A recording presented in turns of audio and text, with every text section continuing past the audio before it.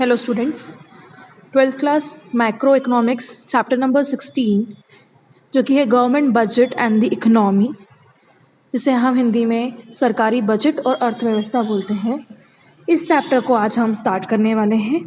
इस चैप्टर में हम गवर्नमेंट की बजट जो होते हैं और उससे रिलेटेड अर्थव्यवस्था में क्या प्रभाव पड़ता है उसके बारे में हम पढ़ेंगे। तो सबसे पहले हम बजट का मतलब जान लेते हैं। तो सबसे पहले है मीनिंग ऑफ बजट। बजट से आशय, a budget is not a financial statement of actual and anticipated revenue and expenditure of the government, but is also a document of detailed program and policies of action. सार्वजनिक आय व्यय की कुशल व्यवस्था वित्तीय प्रशासन के द्वारा होती है। वित्तीय प्रशासन का केंद्र बिंदु बजट होता है, जो सरकार के आय व्यय का समायोजन करके सरकार की राजकोषीय नीति को व्यवहारिक रूप देता है। तो बजट एक फाइनेंशियल स्टेटमेंट ही नहीं, बल्कि बजट जो है एक डॉक्यूमेंट है जिसके अंदर हम डिटेल प्रोग्राम और पॉलिसीज़ जो होती है गवर्नमेंट की वो लिखते हैं, या उसके अंदर उस डिटेल प्रोग्राम और पॉलिसीज़ का जो भी डॉक्यूमेंट बनता है वो हम उसके अंदर पढ़ते हैं या देखते हैं। तो सरकारी बजट या बजट सिर्फ एक फाइनेंशियल स्टेटमेंट नहीं होता है गवर्नमेंट के खर्चे और गवर्नमेंट की इनकम का, बल्कि एक बजट जो है वो एक डॉक्यूमेंट भी होता है जिसके अंदर गवर्नमेंट ने जो भी प्रोग्राम्स और पॉलिसीज़ बनाई हैं उसके डिटेल में जो भी चीज़ें होती है उस डॉक्यूमेंट में होती है। The estimate of government revenue and expenditure is called as government budget. जो एक सरकार का इनकम और एक जो खर्चा होता है उसका जो एस्टिमेट बनता है वो गवर्नमेंट बजट या सरकारी बजट कहलाता है। The responsibility of preparing budget lies on the finance minister who prepare budget in the present time for future based on past experience.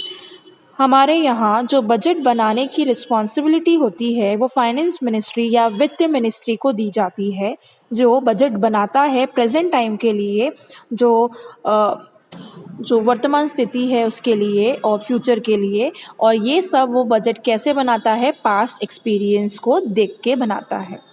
The union budget of a country is presented in parliament. जो हमारा union budget होता है एक हमारी country का, वो कहाँ present किया जाता है, पार्लियामेंट में प्रेजेंट किया जाता है, वहाँ पर बजट पेश किया जाता है।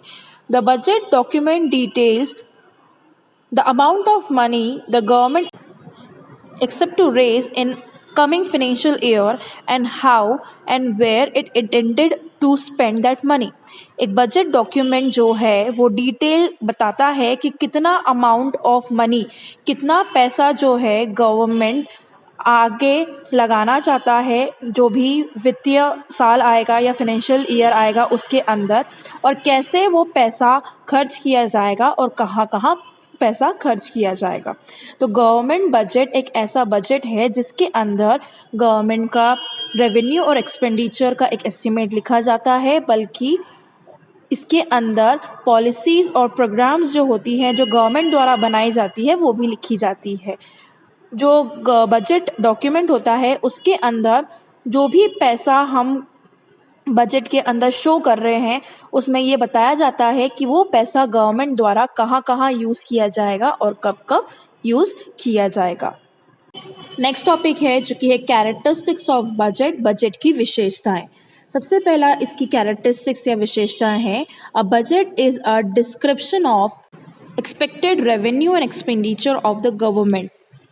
जो बजट है वो सरकारी आय और व्यय का विस्तृत विवरण होता है ताकि जन समाज उसे आसानी से समझ सके। तो एक बजट एक ऐसा डिस्क्रिप्शन है, एक ऐसा डॉक्यूमेंट है जिसके अंदर सरकार के खर्चे और सरकार की आय, सरकार का एक्सपेंडिचर और सरकार की रेवेन्यू जो होती है वो दर्शाई जाती है। It is a quantitative statement expressed in monetary term. जो बजट है वो एक तरीके से क्वांटिटेटिव स्टेटमेंट होता है जिसको हम पैसों के रूप में एक्सप्रेस करते हैं, मनी के रूप में एक्सप्रेस करते हैं या दर्शाते हैं।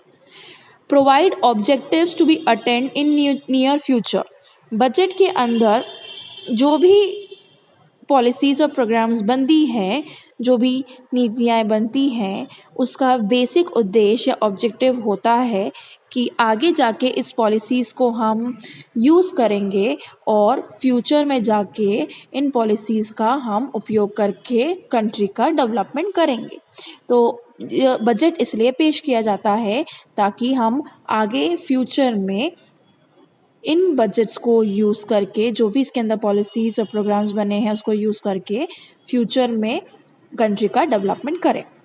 नेक्स्ट है action plan for all government activities taking into account for both poor as well as rich people. यहाँ पर गवर्नमेंट द्वारा जो भी प्लान्स और एक्टिविटीज़ बनाई जाती है उसको लिखा जाता है और वो प्लान, वो नीतियाँ, वो कार्य या गतिविधियाँ जो भी गवर्नमेंट द्वारा बनाई जाएंगी वो दोनों के लिए बनाई जाएगी, दोनों सेक्शन ऑफ सोसाइटी के लिए बनाई जाएंगी, रिच पीपल और पुअर पीपल के लिए। Approve by the parliament before implementation. Budget जो है वो पेश किया जाता है पार्लियामेंट में और वहाँ पर उसको अप्रूवल होना ज़रूरी है। जब वो अप्रूव हो जाएगा उसके बाद ही उसको हम इम्प्लीमेंट कर सकते हैं। Prepared for 1 year, the term of budget is from 1st April to 31st March in India. Usually जो एक कंट्री है उसका बजट जो है 1 साल के लिए बनाया जाता है और इंडिया की बात करें तो बजट का जो पीरियड है या टर्म है या जिस तिथि पे वो बनाया जाता है वो है 1 अप्रैल से 31 मार्च के लिए। तो यूजुअली बजट किसी भी कंट्री का 1 साल के लिए बनाया जाता है और जो टर्म होता है बजट का, ड्यूरेशन जो होती है बजट की, वो यूजुअली 1 अप्रैल से 31 मार्च तक के लिए होता है इंडिया में। नेक्स्ट टॉपिक है जो कि है objectives of government budget. Budget के उद्देश्य या सरकारी बजट के उद्देश्य। तो सबसे पहला वाला ऑब्जेक्टिव है ऑप्टिमम अलोकेशन ऑफ रिसोर्सेस। इसका मतलब है जो संसाधन है उसको पूरी तरीके से, अच्छी तरीके से उपयोग करना। तो बजट जो है एक तरीके से प्लान होता है गवर्नमेंट का जो जनरली बहुत अफेक्ट करता है अलोकेशन ऑफ रिसोर्सेज अलग अलग सेक्टर्स में। और ये जो अलोकेशन ऑफ रिसोर्सेज गवर्नमेंट द्वारा जो बजट में बनाया जाता है अलग अलग सेक्टर्स की जो परफॉर्मेंस होती है उसके अकॉर्डिंग किया जाता है। इसका मतलब है कि गवर्नमेंट जो है बजट बनाती है, एक प्लान बनाती है, एस्टीमेट बनाती है और उस प्लान में रिसोर्सेज को देखती हैं कि कहाँ कहाँ रिसोर्सेज को यूज़ किया जा सकता है अच्छी तरह और कहाँ कहाँ उस रिसोर्सेज को हम ज़्यादा यूज़ कर सकते हैं और कहाँ कम। उसके परफॉर्मेंस के बेसिस पे अलोकेशन ऑफ रिसोर्सेज होता है। नेक्स्ट है redistribution of income and wealth.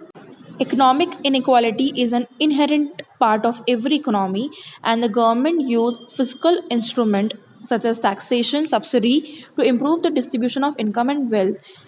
जैसे कि आप जानते हैं कि आर्थिक जो भेदभाव है वो हर इकोनॉमी में या हर व्यवस्था में आपको अर्थव्यवस्था में पाई जाएगी। गवर्नमेंट जो है इस इनइक्वालिटी को रिड्यूस करने के लिए बहुत सारे तरीके यूज़ करती हैं, जैसे कि टैक्सेशन, कर लगाना, सब्सिडीज़ प्रोवाइड करना उन लोगों को जिसमें इनकम जिसकी कम हो, वेल्थ कम हो। तो ऐसे टाइम पे बजट उन लोगों के लिए भी पेश किया जाता है, उनको ध्यान में रख के भी पेश किया जाता है जिसके थ्रू हम क्या कर सकते हैं, जो इनइक्वालिटी आ रही है इकोनॉमी में, इकोनॉमिक इनइक्वालिटी आ रही है उसको क्या कर सकते हैं, दूर कर सकते हैं। तो ऑब्जेक्टिव ऑफ बजट अगर हम देखें तो उसका ये ऑब्जेक्टिव भी रहता है कि इकोनॉमिक इनइक्वालिटी जो इकोनॉमी में आती है उसको दूर करने के लिए गवर्नमेंट बजट पेश करती है या उसके लिए भी बजट में प्रावधान या कुछ सॉल्यूशन होते हैं। नेक्स्ट है रीअलोकेशन ऑफ रिसोर्सेज।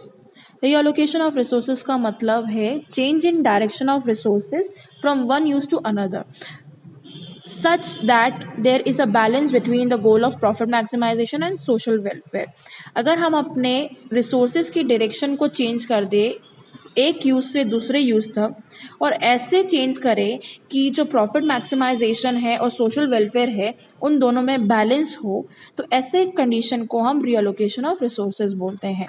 तो बजट द्वारा हम इकोनॉमी में रीअलोकेशन ऑफ रिसोर्सेज भी कर सकते हैं। नेक्स्ट है इकोनॉमिक स्टेबिलिटी। गवर्नमेंट जो है वो इंश्योर करती है कि इकोनॉमी में, अर्थव्यवस्था में जो आर्थिक स्टेबिलिटी है वो मेंटेन रहे, ताकि जो बिजनेस को फ्लक्चुएशन होता है इन्फ्लेशन और डिफ्लेशन के टाइम पे वो कम हो सके या उससे हम उनको बचा सके। तो इकोनॉमिक स्टेबिलिटी जो है हमारी इकोनॉमिक ग्रोथ रेट को भी बढ़ाएगी और डेवलपमेंट को भी बढ़ाएगी या डेवलपमेंट भी करेगी कंट्री का। तो बजट भी इसी ध्यान में रख के पेश किया जाता है, इसी उद्देश्य को देख के ही पेश किया जाता है कि हमारी कंट्री में, हमारी देश में जो इकोनॉमिक स्टेबिलिटी है, आर्थिक स्टेबिलिटी है वो मेंटेन रहे और आर्थिक विकास होता रहे।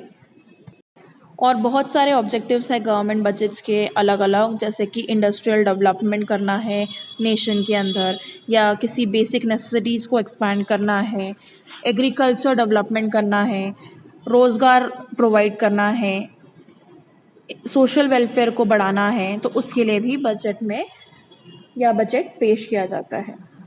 नेक्स्ट टॉपिक है जो कि है कंपोनेंट्स ऑफ बजट। बजट के अवयव, बजट के क्या क्या कंपोनेंट्स हैं। तो जो बजट है उसे दो हिस्सों में बांटा गया है, रेवेन्यू बजट और दूसरा है कैपिटल बजट। रेवेन्यू बजट को हम हिंदी में राजस्व बजट या राजस्व खाता बोलते हैं, और कैपिटल बजट को हम पूंजी बजट या पूंजी खाता के अकॉर्डिंग बोलेंगे। जो रेवेन्यू बजट है उसे दो हिस्सों में बांटा गया है, रेवेन्यू रिसिप्ट और रेवेन्यू एक्सपेंडिचर, राजस्व प्राप्ति और राजस्व व्यय। कैपिटल बजट जो है यानी कि पूंजी बजट जो है उसे भी दो हिस्सों में बांटा गया है, जो कि है कैपिटल रिसिप्ट और कैपिटल एक्सपेंडिचर, पूंजीगत प्राप्तियां और पूंजीगत व्यय। तो कंपोनेंट्स ऑफ बजट दो प्रकार के हैं, रेवेन्यू बजट और कैपिटल बजट। रेवेन्यू के अंदर रेवेन्यू रिसिप्ट और रेवेन्यू एक्सपेंडिचर आ जाएगा, और कैपिटल के अंदर कैपिटल रिसिप्ट और कैपिटल एक्सपेंडिचर आ जाएगा।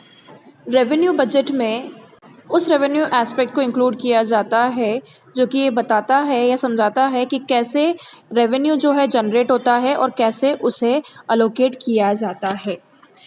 राजस्व बजट में बजट के राजस्व संबंधी पहलू का अध्ययन किया जाता है, जिसमें राजस्व की उत्पत्ति का विश्लेषण किया जाता है। अगर हम बात करें कैपिटल बजट की, तो it deals with capital aspects of budget and it is an account of assets and liability of central government.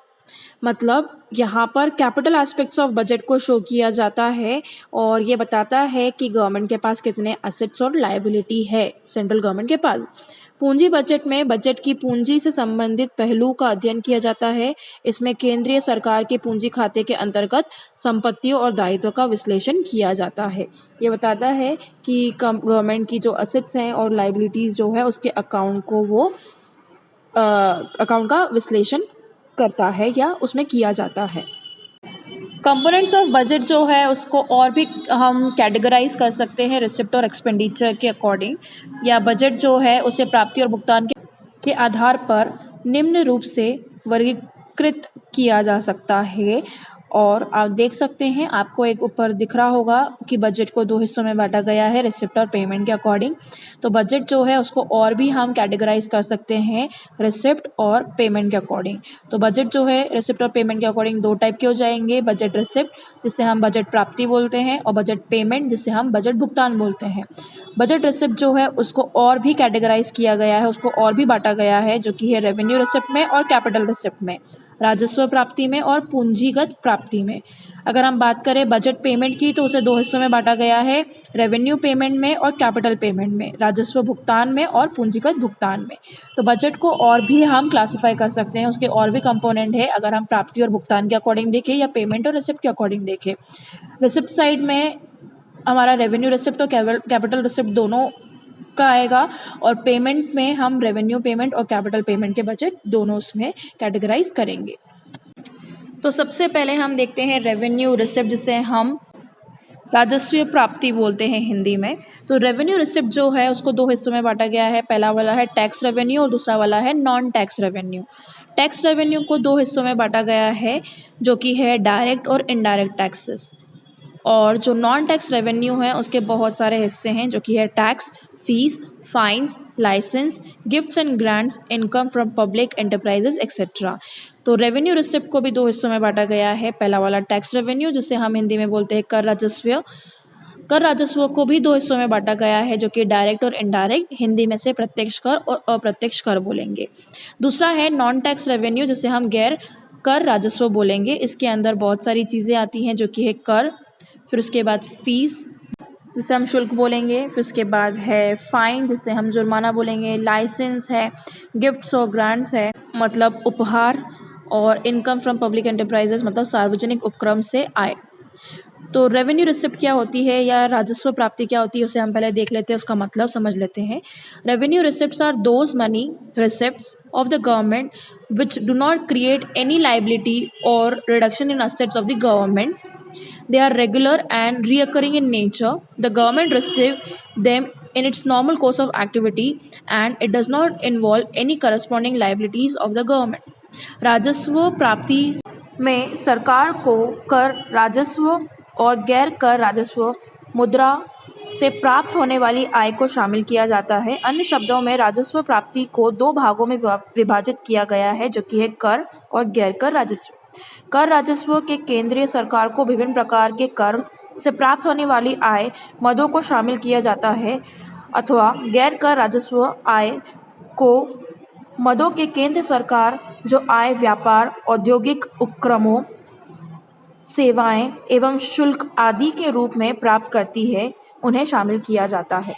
तो रेवेन्यू रिसिप्ट का मतलब है एक ऐसा रिसिप्ट जो नॉन रीअकरिंग नेचर का नहीं बल्कि रीअकरिंग नेचर का होता है, और ये एक रेगुलर इनकम होती है गवर्नमेंट की। गवर्नमेंट जो है इसे रिसीव करती है नॉर्मल कोर्स ऑफ एक्टिविटी करके, और इसके अंदर कोई सी भी करस्पॉन्डिंग लाइबिलिटीज़ गवर्नमेंट की इन्वॉल्व नहीं होती है। इसका मतलब सबसे पहले रेवेन्यू मतलब ऐसी चीज़ें जो रीअकरिंग नेचर की होती है, जो बार बार होती है। तो रेवेन्यू रिसिप्ट मतलब ऐसी रिसिप्ट जो रीअकरिंग नेचर की है, जो रेगुलर होती है, जो गवर्नमेंट अपने नॉर्मल कोर्स ऑफ एक्टिविटी में कमाती है, वो रेवेन्यू रिसिप्ट कहलाती है। रेवेन्यू रिसिप्ट को दो हिस्सों में बांटा गया है, जो कि है टैक्स रेवेन्यू और नॉन टैक्स रेवेन्यू। अगर हम बात करें टैक्स रेवेन्यू की, तो उसे भी दो हिस्सों में बांटा गया है, जो कि डायरेक्ट और इनडायरेक्ट। टैक्स रेवेन्यू को हम एक बार देख लेते हैं होता क्या है। तो टैक्स रेवेन्यू का मतलब है proceed of tax and other duties levied by central government. जो भी टैक्सेस और ड्यूटीज सेंट्रल गवर्नमेंट द्वारा लगाई जाती है वो टैक्स रेवेन्यू के अंदर आएगी। टैक्स रेवेन्यू एक इम्पॉर्टेंट कंपोनेंट होता है गवर्नमेंट के रेवेन्यू रिसिप्ट का, और इसे दो हिस्सों में बांटा गया है, जो कि है डायरेक्ट टैक्स और इनडायरेक्ट टैक्स। डायरेक्ट टैक्स को हम प्रत्यक्ष कर बोलते हैं और इनडायरेक्ट को हम अप्रत्यक्ष बोलते हैं। डायरेक्ट टैक्स का मतलब है जिसकी लाइबिलिटीज़ जो होती है, जिसका दायित्व जो होता है, वो हम किसी और पे उसका भार या बर्डन शिफ्ट नहीं कर सकते। मतलब जैसे कि एग्जाम्पल के रूप में समझाए तो इनकम टैक्स जो है एक पर्टिकुलर इंडिविजुअल को देना पड़ेगा, वो अपना इनकम टैक्स का भार या लाइबिलिटी या दायित्व जो है किसी और पर्सन पे शिफ्ट नहीं कर सकता।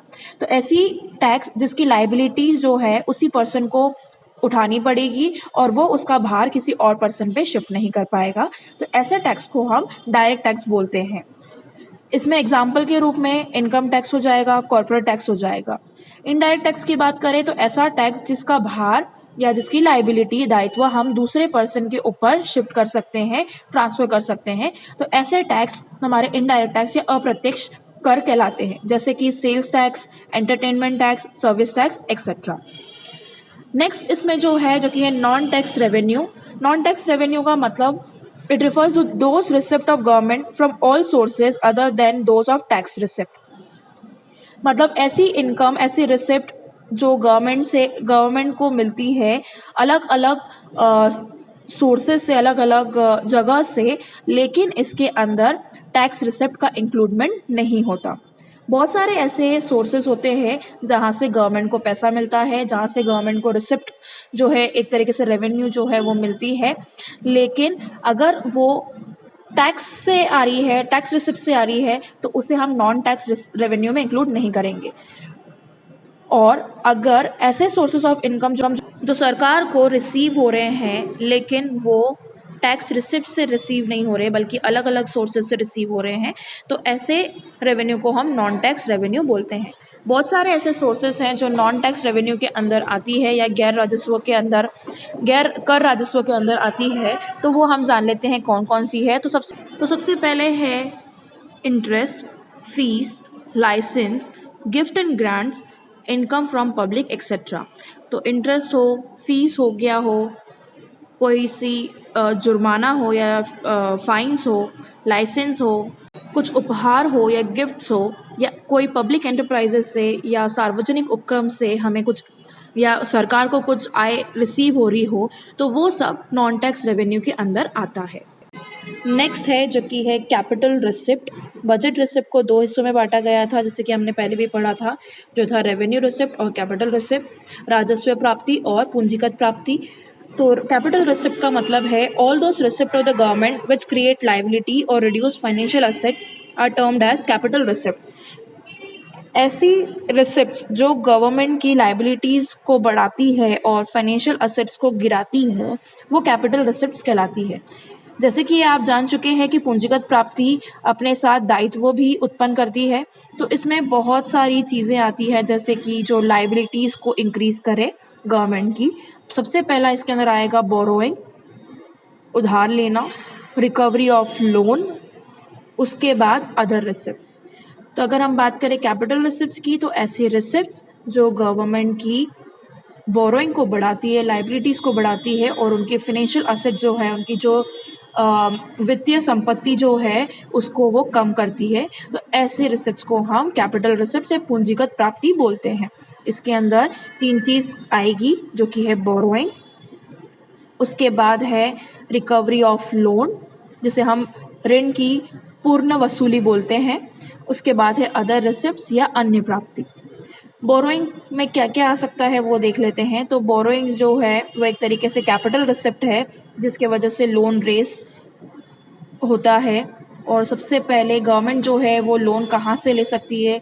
पब्लिक से ले सकती है, रिजर्व बैंक ऑफ इंडिया से ले सकती है, इंटरनेशनल बैंक से ले सकती है, या इंटरनेशनल ऑर्गेनाइजेशन से, जैसे हम अंतर्राष्ट्रीय संगठन बोलते हैं जैसे कि IMF हो गया या वर्ल्ड बैंक हो गया, या फॉरेन गवर्नमेंट से भी गवर्नमेंट जो है, सरकार जो है कुछ ना कुछ ऋण ले सकती है उधार पे।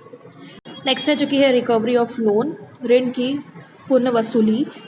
तो जो पुनः वसूली है या रिकवरी ऑफ लोन है वो एक तरीके से कैपिटल रिसिप्ट होती है या पूंजीगत प्राप्ति होती है, क्योंकि ये हमारी संपत्ति जो है उसको उसमें कमी लाती है और ऋण की पुनः वसूली के अंतर्गत सरकार अपने द्वारा दिए गए ऋणों की वसूली करता है। सरकार ने जिन जिन को अपनी लोन दिए हुए हैं वो उनकी वहाँ पर रिकवरी करती है या वसूली करती है।